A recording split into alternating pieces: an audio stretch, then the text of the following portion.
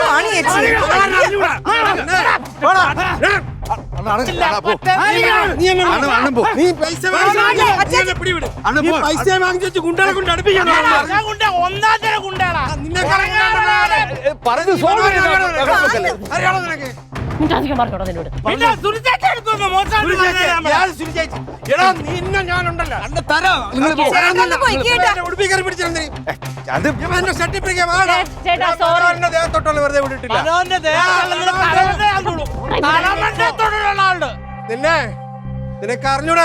പോണ്ട ചേട്ടാ ഒന്ന് പോ ചേട്ടാ. ചേട്ടാ അല്ലേ പോ.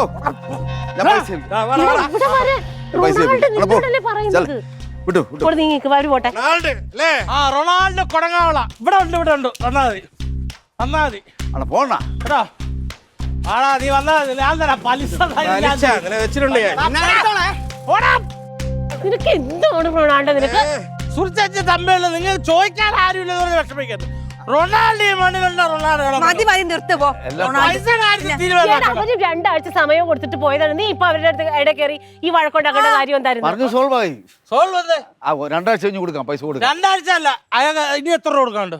23,000 രൂപ. അവന്റെ സാവാസം നമുക്ക് വേണ്ട. വിളി, ഞാൻ പൈസ തരാം. അവനെ ഇപ്പൊ ഉള്ള പൈസ നമ്മൾ വെറുതെ ഓരോ പൊട്ടത്തരം വിളിച്ചു കൂവല്ലേ. പൊട്ടത്തരല്ല. ഞാൻ രാവിലെ എവിടെ പോയെന്ന് വെച്ചറിയ നമ്മളെ അമ്പലത്തിലുള്ള മുരളിയണ്ണൻ ഞാനൊരു വസ്തു കച്ചവടം നമ്മുടെ കട. അതിന്റെ കമ്മീഷൻ കിട്ടി 19-20 രൂപ. അണ്ണാ അത് മനസ്സിലാണ്.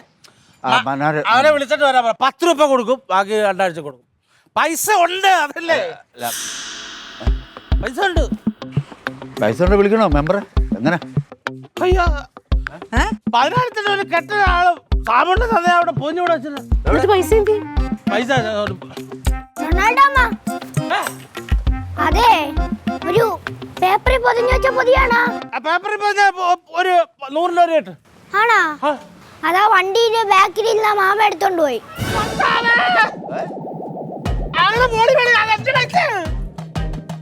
എന്നിട്ട് കുഞ്ഞെന്താ പറയാഞ്ഞത്? അത് അടിയുടെ ഇടയ്ക്ക് പറയണ്ടെന്ന് വിചാരിച്ചു. എന്റെ ദൈവമേ. വസ്തുക്കച്ചവടത്തിന്റെ പൈസ അവൾ കൊണ്ടുപോയി. എന്തായാലും കൊടുക്കാൻ വേണ്ടി ഇരുന്നാണല്ലോ. ഇനി ബാക്കി 13 രൂപയല്ലേ ഉള്ളത്. നീ പിന്നെ കൂടെ എന്തെങ്കിലും ചെയ്ത് കൊടുത്താൽ മതി.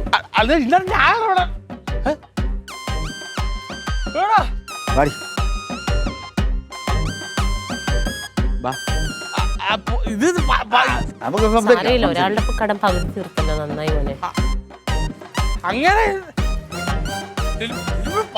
നന്നായി 10 രൂപ കൊടുത്തല്ലോ.